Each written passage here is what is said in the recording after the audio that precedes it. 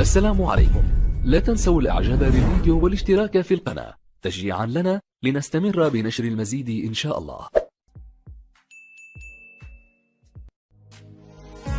نصيحة مني لأطباء العيون، أول حاجة يعملوها في الروشتة بتاعتهم قطرة مودريتش.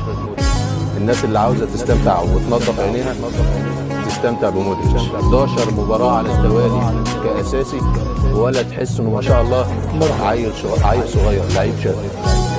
قرارات سليمة. لوكا بازوكا الملكة جولاسو.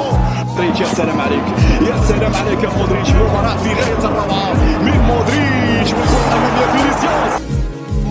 مهلا يا سادة، هناك من يركل الكرة بقدمه وهناك من يعزفها، فلوكا مودريتش ليس كالبقية.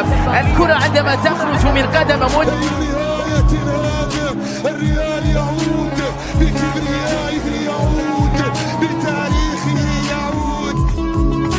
لوكا مودريتش اسطورة خط الوسط. مودريتش أيقونة خط الوسط الكرواتية.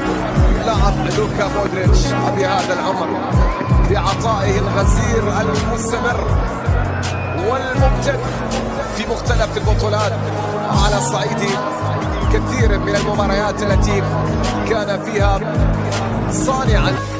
مودريتش سيترك مكانه في أرضية الملعب في هذه اللحظات، لكنه بعد ذلك سيترك مكانه في ريال مدريد إلى الأبد، بعد أن ترك أثرا كبيرا في قلوب عشاق ريال مدريد لن يمحى بسهولة، لسنوات لا تنسى بسهولة، بساحر قصير القامة كبير المقام.